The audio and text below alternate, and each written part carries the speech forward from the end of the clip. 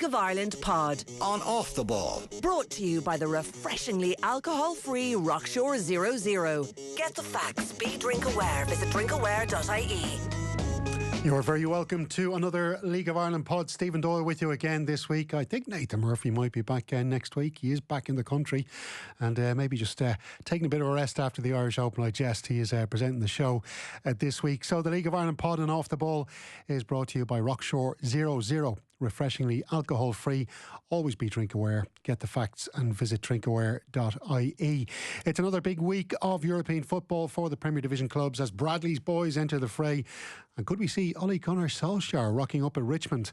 4 top flight sides will be out of the Cup next month, and we'll look ahead to that title eliminator up at the Ryan McBride Brandywell Stadium this weekend. I'm delighted as ever to be joined by league winning manager Vinny Perth and also by super sub, a league winning captain, Johnny Dunleavy. Welcome to the show. Thanks very much, Stephen. Good to be here. It's a bit of a distraction from, might be blasphemous to say it now in this podcast, but obviously exciting times in Donegal this week and a bit of a distraction away from that now in this pod. Yeah, absolutely. Hey, can I just get in there first? All right, here we go. How can you stick me on with this fella without having... You kept just as well we're not in studio together, but there's still a war between Dundalk and Cork, and that hasn't been resolved yet. Without any warning, putting Johnny Dunleavy in front of me, that's not good enough. I was actually just looking back at some of the records there. Johnny's got obviously a league-winning medal with Cork City, 2 cups, and 3 President's Cups. When they put us head-to-head, 3 at the start of the season, 16, 17, 18, Cork City won all 3 against Dundalk. Shocking stuff from the Lily Whites there. Yeah, I don't know. Maybe it was just we started fast, but listen. Hey, as Vinny says, I was thinking about it before we came on here. We had some brilliant battles, unbelievable. Those years were brilliant. To be honest with you, Stephen, if anything to go back there, they were fantastic. Some unbelievable occasions, and a few come to mind straight away. I think it was it 2014? Dundalk beat us last day of the season to win the league up in Oriel Park, and obviously, look, it didn't go our way, but genuinely, you've never seen anything like that night. The atmosphere, the excitement, the flares were going. You couldn't even see the pitch with the smoke, everything on the line on one night. It was just, it was unbelievable. It was an unbelievable time to be involved with either club, I think. And myself and Vinny, maybe we can smile about it now, Yeah, it's funny Johnny should mention that. There was loads of nights, and not I think the League of Ireland title race last year in particular was brilliant. It kept us all glued to our seat, and it was sensational. And ourselves in Cork got away from everyone for a few years. But the difference was, and probably the difference that, in one sense, whole Shamrock Rovers back over those last 4 or 5 years is they don't have a proper rival. And I don't like the word hatred, but there was hatred between the two teams. But there was a bit of respect underneath it all that you wouldn't admit to. And I think it could do it. I think it makes you better having a proper rival that you do anything to stand on your own mother to go and beat somebody, and I think that's what we brought the best out of each other, them two teams. But that rivalry was proper. Johnny now that he's on might tell me who punched me in the back of the head down the tunnel in Turner's Cross that night. It wasn't him because he'd have done it to me face. I'll do an Arsene Wenger on it, Vinny, and say no, I didn't see it.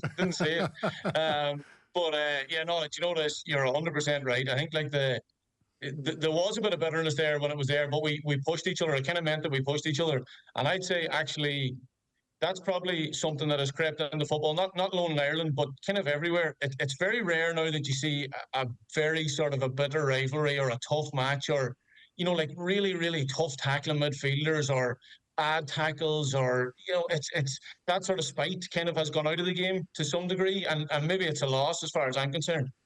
Yeah, absolutely. Well, listen, lads, we do want to talk about all the league action that's happening this week. The commentary game and Off the Ball, it's myself and Johnny Dunleavy down in Turner's Cross this weekend. We're going to be watching Cork City against Sligo Rovers, and we'll take a good look at that game. Shels, though, of course, back in action in Europe in a few hours after we record, so maybe just from around that time as well, around that era, Vinny, might get your thoughts on their opponents tonight. Karabag, it's a club you know a bit about now. They won the Azerbaijani League, Premier League last season by 15 points. They did lose the cup final after extra time in May, the end of May. That was their last competitive game. Now, they have managed to squeeze in 4 friendlies this month, and against really good opposition, RB Salzburg most recently, and also 2 against the Dutch side Twente. So do you think, is there a possibility Shels could make this a difficult tie for them because they are out of season? There is, like, and Karabag often have, what's the word I'm looking for, a disappointing European campaign every so often. You know, they've had some shocking results and they've had some brilliant results over the years. I think the manager's in place a long, long time there. Same guy that we competed against in 2019. I mean, first of all, I suppose it's very similar because Shels have to play the home game for us. So that's what happened to us. We played it in Oriel Park. We kept it there. It was a decent atmosphere that night. It's funny, and Johnny would nearly understand this. It's same as when you played. It's the nights like that. Whatever I was lucky enough to win or whatever, that's great. But it's the nights you failed that you remember more. They stick with you more. And I got back to that Karabag game. So unfortunately, it's only a few hours time, and Joey O'Brien won't hear it. But I paid him too much respect. I listened to the wrong people.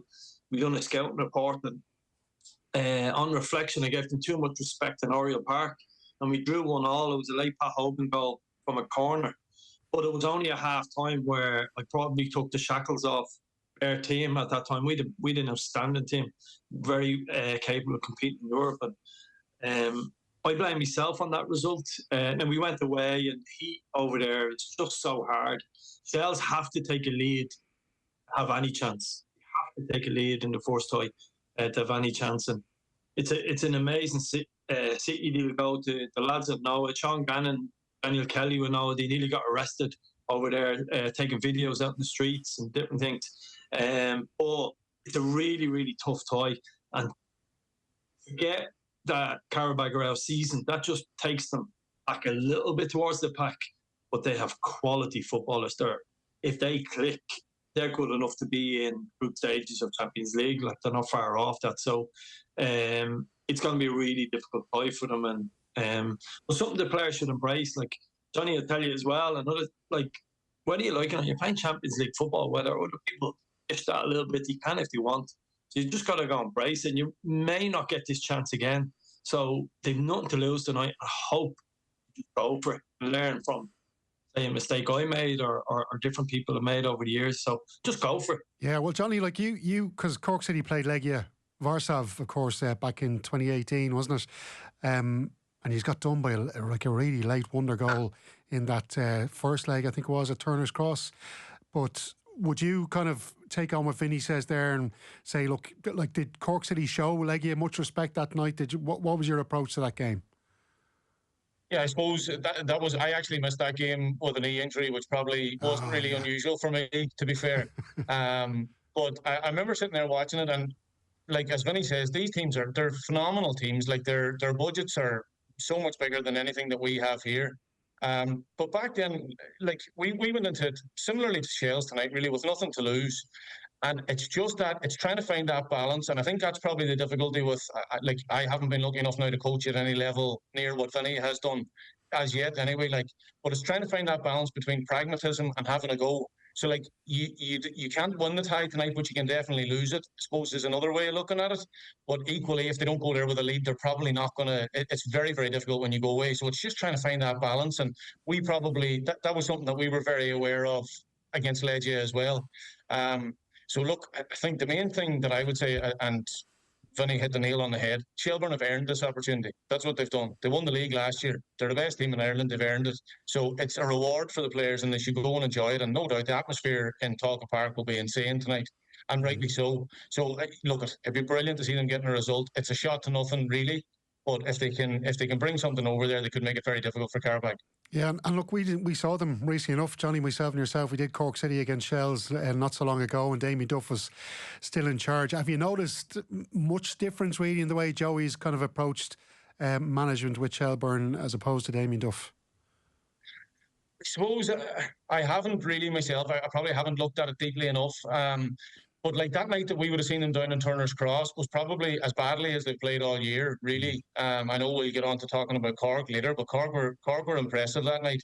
Looking back on it, it was probably as much down to how bad Shels were on the night, really. But the balance that they've struggled to find this year at times in the league is really moving from, I think I mentioned on the night, moving from being a very solid outfit last year who were difficult to beat first and foremost and then scored after that. This year they've tried to become a more possession-based side, and it's a big transition. It's very, very hard to make that switch. It's easy to coach a team to be defensively sound. It's a lot harder to coach them to attack. So that's probably been the difficulty. But I think Joey's probably given them a little bit of a new lease of life, a little bit of more freedom maybe. And hopefully we'll see that in Tolka Park tonight as well. A big one tonight is, and this might make sense to a lot of people, Steve-O, because Meepo done so well against Linfield. But it might be a case where you're not going to have lots of the ball tonight, where Boydie gets you up the pitch a little bit better. And people will go, well, that makes no sense because Meepo's just done really well. Because there's only a kick of the ball between the two of them. And there might be an argument, and this is what Europe throws up, different dilemmas for managers, and it's about getting that decisions right, and you live and die by them. But it might be a night where you say, well, Boydie will battle with people who win free kicks. Would you start Boyd, Vinny, would you? Yeah, no, I'd make the argument to start him. Now, I've only seen little small clips to carry back. So if I was in Joey's position, I would have watched hours and hours and hours of them. So he may say there's a little bit of space in behind one of the channels and maybe me. But the point I'm making is don't be shocked if someone like Boydie plays. And what that does is he wins free kicks against European refs. Won't know that every time the wind blows in Tolka, Boydie can win you a free kick if he wants, right? So there's small little moments. He holds the ball up brilliantly. He's an outstanding footballer. Great lad as well off the pitch. And because he'd be hurt and not starting the last game, I would be tempted to throw someone like Boydie in over Meepo. And I understand some people say that makes no sense, but don't be shocked if that happens tonight because you've got to keep the ball. Yeah, and Boydie keeps the ball better than Meepo. Yeah. Well, listen, I said we won't dwell on it too long because it will be over by the time a lot of people might listen to the podcast. But it'll be interesting to see how that goes at Tolka tonight. Also at home this week are St. Patrick's Athletic. And it does seem like it's turned a bit for them, Johnny, because they were struggling for a while under Stephen. Well, most of the season, really. They just really haven't clicked. But just looking at their recent record, they've now got 5 clean sheets in a row. And that includes the 2 European matches against Hegelman. A nice 2-0 win away from home in Lithuania last week. They then beat UCC by 8-0. And look, I know there's a big gap in standard between those two teams, but for Stephen Kenny to make a lot of changes, Chris Forrester played really well. He's just coming back from an injury still, and to get all those goals, like they're going to be really surfing in on a huge wave of confidence into that game against Kalju from Estonia. So you kind of expect the Saints to be okay in this tie. Yeah, I'd be hoping so, Steve. Like, I mean, as you say, it looks objectively like maybe Pats have turned a bit of a corner, and there's no denying that it's been a very disappointing season for them so far. Like this team tonight, you'd say looking at it, it's got to be a good draw. I mean, they've warmed up for this game with a 6-2 win, but that was against the bottom of the league team in Estonia. So really, you'd be expecting Pats to get through, and it might just be, a bit of a distraction from probably what has been a very disappointing league season. And progressing through these rounds, Stephen Kenny has been a master at it over the years, and hopefully this tie against them is no different. Barry Bagley's clicking as well, Vinny. I think he's put in a few consistent performances now for St. Pat's in the middle, and I actually saw a Pat's fan on Twitter talking about how brilliant he was in one of those games recently, and Barry actually replied himself saying there's more to come. So he's obviously feeling a lot more confident himself now at the moment. I don't know about that one, but look, we had the luxury. A lot of Irish teams have played, say, Flora and Talon and what's the other one, Levadia, Talon. So Stephen has been in that country as well, so we would have experienced that. We played Flora, one of the Talons in 18, I think, and then obviously Dundalk, we played them in 2021. So we'd have a bit of Irish sort of experience of what that's like. So and them ties are winnable. Rovers lost one of the Estonian sides, if I'm not mistaken, and I think over the last couple of years, and Dundalk beat them. So and the side they played tonight haven't been in the top side, as you said. So it feels like an opportunity for Pats. The only thing, look, a bit of caution. Bagley has played really well. I think highly of him. I thought he was exceptional at Watford last year. But they've beaten some teams that they should be beaten, and they weren't doing that previously. So have they turned the corner? We wait and see. We hope they have, because I think this is a winnable tie for them, and I think it's huge for League of Ireland that we continue to win these ties. So hopefully it turns for them. But I don't know. The sample size is still a little bit small now, so we'll wait and see. I mean, what a moment for Amelia getting a European goal as well. Like, as players, you remember them moments. Hopefully that morphs into what Amelia does in his career. But to score European goals, it's absolutely huge. Players love those moments. Geez, they got unlucky with the draw though, didn't they? Because the next round they're going to be playing either Besiktas from Turkey or Shakhtar Donetsk from Ukraine. Johnny, it's not a great draw. I think a lot of us though are hoping it is Besiktas that get through there, because they of course are being managed currently by Ole Gunnar Solskjaer. Might be nice to see him rocking up to Inchicore for that tie against St. Pat's. Yeah, for sure, Steve. Like, I mean, no, it doesn't get any easier for them from here now. That is for sure. But again, like, that's what you want. You want to test yourself against the top teams and against the top players. And when these lads when they finish playing, it's playing against Besiktas that they'll be talking about. You know, it's not a game in the third round of the FAI Cup or something like that. This is what you remember, and this is what you want to test yourself against. So, look, first and foremost, they need to get the job done, and then they can look forward to that tie after. And look, Vinny, Shamrock Rovers playing their first European tie. Like, they should be getting the job done against St. Joseph's, shouldn't they? I know they gave Shels some problems last year. They only lost the tie by a goal over the two legs, but you know, Shamrock Rovers are heads and shoulders above these guys. I think it'd be more difficult than you think in the first leg, but I think Rovers ultimately get through. I think we're now seeing, and I would argue this with people of power around my club in 19, 20, 21. We're now seeing the benefits of this Conference League, and I think there's a chance we can get two clubs into it in the near future.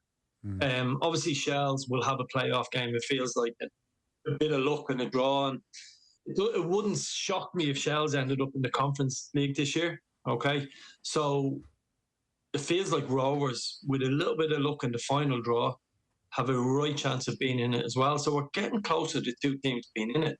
And you can't underestimate the value of the seeding Shamrock Rovers have. They knock on the champions route. So when you don't go to champions route, you better hope your seeding is right, because you look what's just happened to Pats. The seeding is right. So what they've done over the last 4 or 5 years in Europe is standing to them now. And it's making the draws a little bit easier. So I'd love to see two our side in the Conference League. I think that's on. I think it's on. Obviously, it's harder for Shels because of their seed being so low. But we've got to keep winning these. That's why it's important Pats win, Shels win these rounds. It's hugely important for the seeding.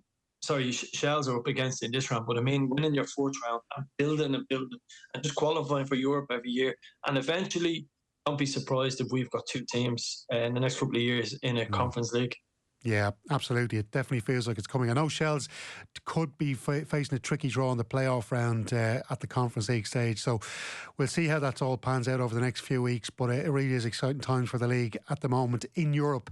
But we will turn our focus again to domestic matters and the Premier Division on Friday night. Just the three fixtures again with the European sides all in action. And as I said, myself and Johnny off to Turner's Cross on Friday night for what really is an important game for the bottom two. Sligo Rovers away to Cork City. Johnny, just your views on Jerry Nash kind of generally and what he's been trying to do with the team over the last couple of weeks. It was looking good, as we said. That first half, especially against Shelbourne a few weeks ago, looked really promising. But of course, things have taken a turn for the worst over the last couple of weeks. Yeah, definitely. Like when we were down in Turner's Cross that night, as I say, I was just so impressed with Cork and how they played on the night. And I suppose a couple of things conspired against them since. They've obviously lost Daniels up front, which was inevitable, really. It was kind of a marriage of convenience that I sort of subsequently found out. He's gone off to Kilmarnock. And just on the night, the partnership between himself and Shawnee Maguire, you sort of thought they'll cause people problems. And now that that's gone, you know, I expected them to kick on after the break. First game back after the break, they played Bows at home, and by all accounts were just completely and utterly outplayed, outfought, outthought. It was a sort of a tepid performance. As you say, it hasn't got better since then. And I was in Waterford when they played Waterford, whatever it was, last Friday, and it was sort of, after the game, the atmosphere, you could only really describe it as venomous. It wasn't nice. And, you would have heard murmurings really at the start of the season about, say, discontentment among the fans, probably at that point aimed more to the background or the backroom, staff and people. But it's sort of turned out, and it's aimed more towards the players. And it's just not nice to see. And they're in a very tough spot as it stands. And just touch on that real quickly, Johnny. Obviously, the off-the-field stuff, everyone is talking about it. But, and I'm trying to be disrespectful I'm trying to be respectful over the last couple of weeks. And like, you're obviously a seasoned League of Ireland player. I'm watching you play over 150 times for Cork. But there's a bit of naivety how they're playing out from the back. And I know it's the modern way, but you can't go away to in a Munster derby and give up cheap goals. You can't go to Tolka Park and concede after 2 minutes. And it looks like some of that is not just down to players, it's down to a setup of the team, splitting your centre halves, rolling the ball out from goalkeeper, straight line passes. And that's a concern that they need to have a little bit more, the coaching staff, a little bit more League of Ireland news about them and get over the line in them games, or stay in the games longer. Yeah, I think that's probably a very fair point. And, bringing in 2 centre backs at this stage of the season, really, to a large extent, is just firefighting. It's very hard. It's very hard to try and bring 2 lads in and become all of a sudden more defensively sound. But I think you're totally right. The first goal against Waterford was a needless, unforgivable goal. Really, you just can't do things like that in a derby like that. And I suppose the issues that I have around it is I would look at the recruitment overall, Vinny. Like I would say that if you were to look at that Cork team, and in certain areas of that Cork team, they're not robust enough, they're not athletic enough.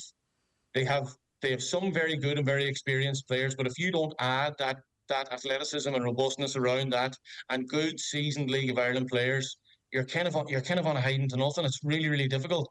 And like the problem that I see from now on is I don't really see them scoring enough to get them out of trouble. Yeah, I don't see them winning enough games. And look, it's bleak, and I don't like talking. It's a club that means an awful lot to me, and I don't like talking about them on a downer or whatever. But it's just they're in a real tough spot. But Johnny, we saw them O'Sullivan creating chances for Maguire. Dykesteele is still there. I know they've lost Daniels, but they've got creative players there. They can create chances. If you marry that to, I suppose, when you see sometimes a manager coming into a team that's struggling against relegation in any league, anywhere in the world, midway through a season, the first thing they do is, right, let's shut up shop here. Let's get the defence sorted out first. Let's stop leaking goals. And then you kind of build from there. Whereas Vinny's kind of, I suppose, alluding to the fact that they're not doing that. It's almost like Gerard Nash is trying to impose a philosophy on this team and kind of forgetting about the basics. Is that fair, do you think? I don't know. It's tough for Gerard because, as I say, he is firefighting to some extent, and he's only got a third of a season now to work with. And, he's bringing in really experienced lads to sort of try and shore up that back four, but to make them gel and to get a squad to gel together. And let's not forget, the Cork squad is quite young. There's a lot of young players involved in that team as well. And unfortunately, in the League of Ireland, you don't get a chance to learn. You're not blessed with time. Time is not a luxury that you have. And I just think that, it's probably something that we used to hate as players. Manager would come in after you lost and you'd hear, right, lads, back to basics. But to some extent, that is exactly probably what has to happen. And they're probably going to have to find a new style, something that makes them more difficult to beat over the next few weeks, because really and truly, every point is vital, and like none more so than Friday night. If they don't take something from Friday, it really does become difficult.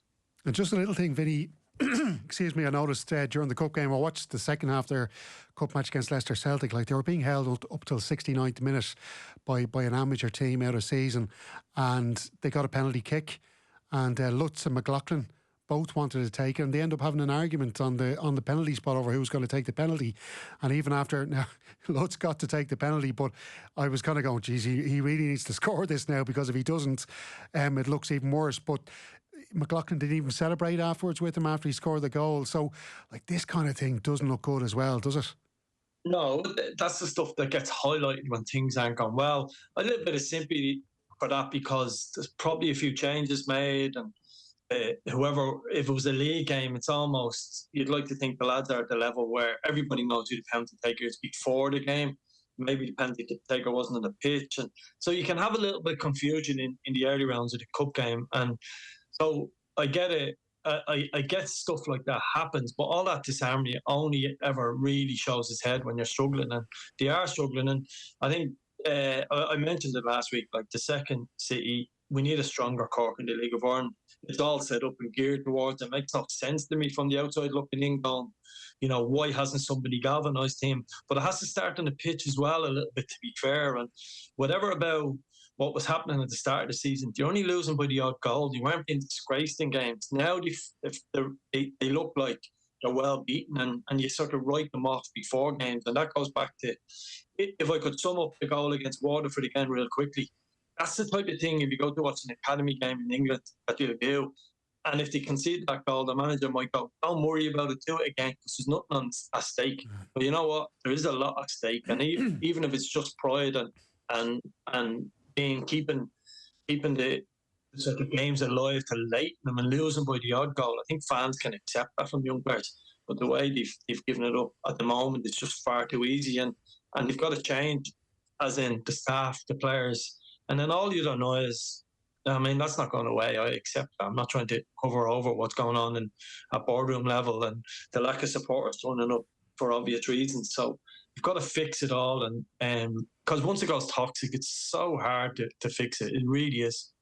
And Vinny, what a prize for Sligo Rovers on offer, because if they win the game, they're 11 points clear. And I'd say John Russell will be feeling pretty safe at that stage, because it's a massive gap for Cork City to make up in just a third of a season. And the thing about Sligo Rovers is as well, they're scoring goals, attacking, looking really confident. And it's just everything's going well for them. They've got momentum, which is what you need at this part of the season. Yeah, and they put Galway under huge pressure. Obviously, we don't know how Galway are going to get on at the same time, but I'd be worried if I was Waterford and Galway with the run they're coming on, and I'd have keeping one eye over my shoulder. So it is. But what Sligo are doing, I just hope Sligo don't do what Sligo have done a lot over the last couple of years and go and bloody lose or draw the game the other way. I'd like to see them going on a run, and sort of what I mean that is, I think it would make for a better league if they go and push Galway or Waterford to get into that playoff spot. So I'd like them to go and win, because I think fortunately Cork are doing. So I just hope we've seen them being consistently inconsistent over the last 2 years, Sligo. So, but it feels like their recruitment, you hear what Johnny was just talking about there in terms of Cork. But they've done the opposite. They've brought experienced League of Ireland people and people who know the trenches. And it sounds mad. Little things like knowing the ground they're going to. Not a fella coming in from England going, what is this place? What's this Finn Hart's place? What's this? Like, they're all small things. They get some shock when they land in Ballagafay. Oh, I'll tell you what. Those showers are still leaking. So it's small things like that where fellas know what's ahead of them. So 4 days ahead, they know they're going to the showground. They know they're going to Oriel Park or wherever the venue is. And they're prepared for it. And then in games, they know the ref, they know the players they're playing against, they know when to leave a little bit on, they know they've got to dig in for 5 minutes, they know that someone's going to burn it up for the next 10 minutes because that's what they do, but they can't do it for 90 minutes. All the little things to get them over the line. So their recruitment has been really, really strong. Plus, you had the nucleus of a good side there. And the manager has them playing really, really well. And the form and Velding is such a huge bonus to them. And I think they struggled because you go back to last year, you look at Simon Power and Fitzgerald, they were a huge threat. When them two wingers were on form and the pace they had, the loss of Power was a huge loss. But they've adapted and they've done really well. And as I said, this is a huge week for Waterford and Galway. I'd be hoping for a Cork win of both of them, that's for sure. Yeah, absolutely. The fact that you mentioned Waterford, Vinny, and you've just said, recently enough, you were down there, Johnny. I was down there with you not so long ago, and I know you were down there last week. But just there's a bit of an inconsistency about Waterford, isn't there? Like, they've got some really talented players. They've got, maybe it is at the back that they're a little bit weak there. But I know we were very impressed by Jesse Stapleton that night when we saw them down there. But they've also got the likes of Tommy Lonergan, who's in brilliant form, scored a couple of great goals last week as well. And we don't need to mention Pádraig Hammond, but that Waterford-Galway game is an interesting one, and as well, Waterford having to make the trip up to Eamon DC Park. How do you see that one going? Yeah, very, very tough one to call. I think you're right about Waterford. They probably are inconsistent to some degree, but I heard Pádraig Amon interviewed on Off the Ball actually only a few weeks ago, and he just mentioned how young the team is, and sort of similarly to what I was saying about Cork City, you have to learn very quickly in the League of Ireland, and probably their younger players are learning a lot as they go.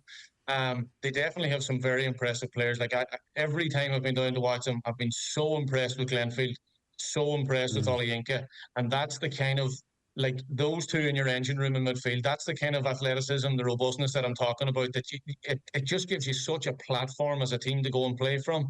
They fill holes, they put out fires, but they're also technically gifted, the two of them. Like, I really, really enjoy watching them. So, look, it's a very tough game to call up in Galway. Galway themselves, probably this last 6-8 weeks have been fairly disappointing. It's been tough for them. And as Vinny says, all of a sudden, Sligo are looking up and the lads are looking over their shoulders, and John and Ollie and Galway will be more than aware of that. I'm sure they'll have the lads very much ready to go on Friday night. So it's a tough game to call, but maybe Galway just might get over the line against the younger Waterford team. Yeah, it's kind of important for both sides to win that match. Vinny, Waterford are just 7 clear of Sligo Rovers. So if they were to lose, Sligo were to win, they'd just be 4 points between them. And of course, if Galway were to lose and Sligo to win, there'd be just 3 points between those two. So it's like it's a kind of a must-win really for Galway and Waterford. Yeah, it is. I think they'll over the next couple of weeks, I think both of them teams, it wouldn't shock you if they beat anybody on the day, Galway and Waterford, that type of teams. So we probably expect them to win, say, 2 games in a row and then maybe lose 3 and then win 2. And sometimes that will be enough because of the buffer they have. But we're all presuming, we had this sort of argument with Garrett, I think, last week or the week before, we're all presuming this Galway team are going to be grand. And that's a really dangerous situation to get into, because they'll be grand and they'll eventually win. And well, I still sort of believe that. And when you go down there, when they can make it ugly for you in Derry Park when they need it to make it ugly, and they'll get over the line in the next few weeks. But the longer Sligo keep doing what they're doing, and the longer Galway go without, picking up wins, then you would be a little bit concerned for them. And they've got to get a couple of wins over the next few weeks just to give them that buffer back. But because go back to their last league game was Bows, if I'm not mistaken, and they were well beaten that night, weren't they? Yeah. A little bit like you don't expect Galway to be turned over that easy. Like you can beat Galway, don't get me wrong. You can, over the years, or any John or all these teams, you can beat them. But you always know you've been in a battle, and I think Bows won that game quite comfortably at the end on the night. Yeah, because there wasn't much between them in the first half, and then the second half was just Bows really, they just obliterated them. And I suppose John Caulfield told me after the game that, a couple of the players that he brought in were, kind of in between seasons, so it was hard for them to get up to the pace of it. And, that's a bit of a concern as well, Johnny. But, John Caulfield well. How do you think he'll be handling a situation like this? I suppose between himself and Ollie, they've been through it all before, Stephen. It's nothing new to them. They've seen all these situations before. And I suppose very much like what Vinny was saying earlier, this will be a back to basics sort of a thing where Galway will be first and foremost saying, right, lads, we're going to make ourselves very, very hard to beat again. They wouldn't have been one bit happy with that result against Bows, that's for sure. And I'm sure the lads heard all about it on Monday and Tuesday. I can guarantee you that. So it'll be about righting a wrong, I suppose, on Friday in terms of how solid they are first of all, and then trying to go and win the game from there. But I suppose both teams are in danger of looking over their shoulder being one thing, but also the season sort of petering out as well. Like you could all of a sudden end up in limbo where you've got nothing to play for 6 or 7 or 8 games, and that's not where you want to be either. So it probably is a mass. I think all 3 games this weekend really in different ways are pivotal for all teams. Yeah, is it a title eliminator up there, Ryan McBride, Brandywell, Vinny? As in, is the side that loses doesn't have any chance to win the title from here? Well, I suppose the answer to that is yes, but is there really a title race? And that's the question. So very philosophical, Vinny. Very philosophical. You want me to say it's a title eliminator to build the game up, but yeah, come on, we're giving it to Sky Sports here, Yeah, but Derry's result against Sligo in the last league games, it was predictable for many of us, to be honest with you. And when you go and do that, you don't get them results. And we can all lose in Sligo or lose anywhere, but they just can't afford to have them type of performances. And we seen this week. Now he's not shy, Pat Hoban, but we've seen Pat Hoban's outburst, and you just think it feels like Derry, not all is settled there yet. You don't feel like you need everything, every wheel turning in the right direction to win the league, and it doesn't feel it is there in Derry. So no matter what the result is this week, I don't think they're going to win the league, but we want someone, whoever wins it, we want them to go on a run for the next 5-6 weeks and put Shamrock Rovers under real pressure. The team that feels most likely to do that and best equipped to do that for me is Bowes. I think they've got, it looks like the harmony in that dressing room. Have a look when Bowes score a goal. A great example of the one down in Cork, when they scored at the back post. Can't remember who it was. It could have been Dale Rooney. I think it was. Look at the way they celebrate that goal. Mm-hmm. That, to me, painted a huge picture. I'm not saying Derry players aren't all in this together, but they look like they've the one with the best unity, the best togetherness.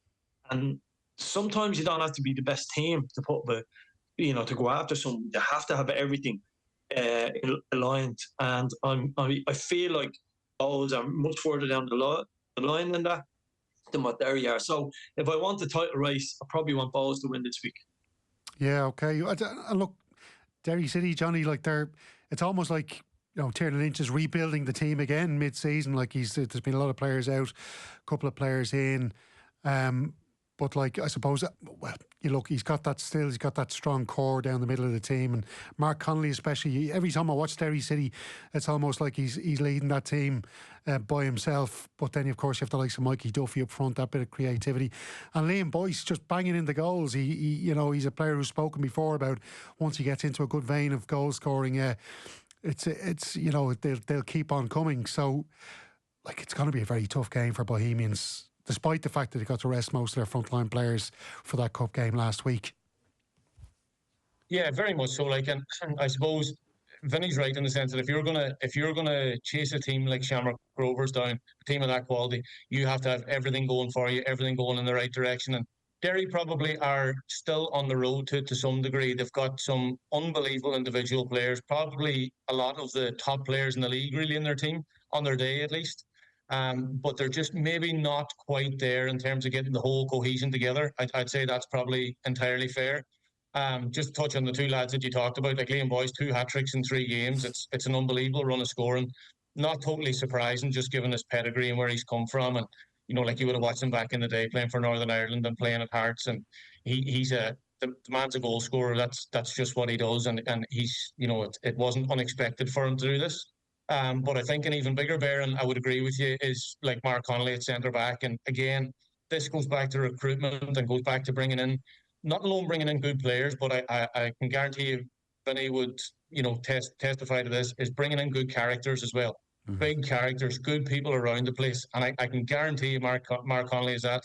We were actually in digs together at Wolves for a short space of time, and great fella, brilliant player. And even that guile, that experience that he brings. I remember we'd be playing games in England for the youth team, and you might be 1-0 up with 2 minutes to go, and Mark would be going over to pick up a ball, picking it up like a Gaelic player, but he'd toe poke it about 30 yards away, drive all the English lads mental. So he's just got that bit of craft, bit of guile, and I'd say he's brilliant around the dressing room on top of being a good player. So I'm not one bit surprised he's flying up there.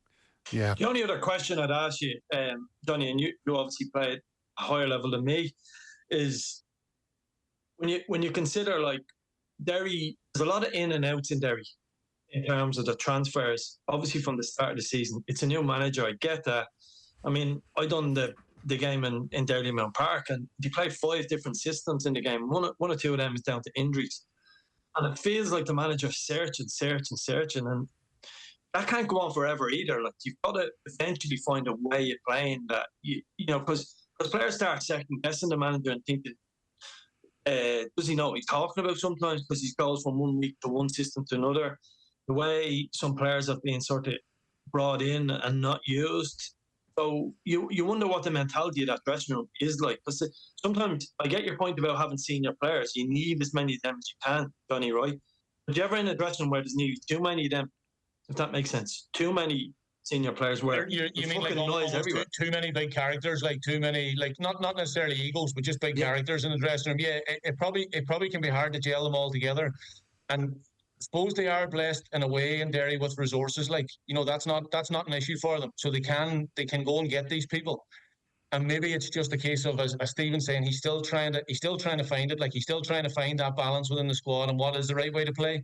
And I don't know, was it ever something that you would have found where, you know, just due to injuries, like, would you have tinkered much with systems, or would you have tried to be rigid enough with what you tried to play? Well, I suppose it was different because that Dundalk team had a certain way of playing, and it was like, you don't change something if it's not broke. You obviously have to make certain things. But the point I made is, in our dressing room, there was like a hierarchy almost of, say, a third of a hierarchy. Then there was a couple in it, and then every year you'd bring a couple of people, whether it be young players or new fellas in, and it was almost like that cycle continued. And when I think of your Cork team, I can see where the leaders were in that team. I could see, you know, where they were, and I could see the quieter, the shyer ones who want to be led. And with this team, I'm probably looking at Derry thinking, got a bit of all of that going on, and the manager's chopping and changing. And as you said, sometimes having too many resources make you go, well, he's not good, I'll replace him with him. Oh, no, he's not working, I'll replace him with him.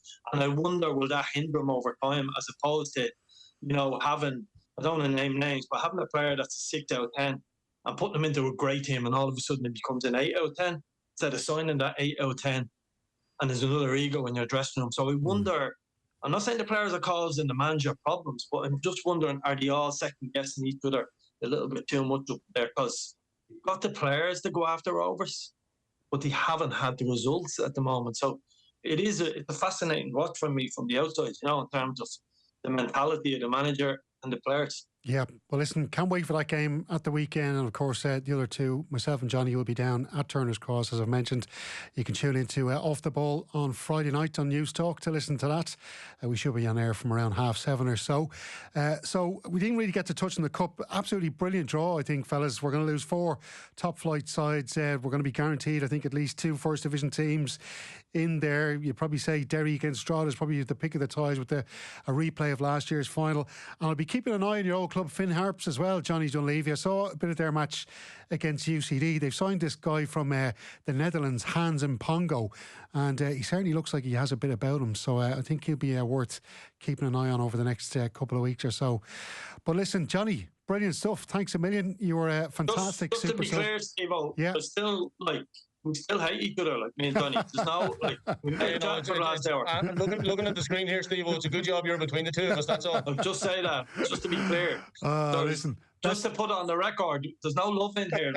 Come here, best of luck to RG Mac as well, who's he's looking after a team at the Foyle Cup there, so hopefully they manage to hang on there. Sorry, Steve, I know you're waiting. You got many FAI Cups did you win, Johnny?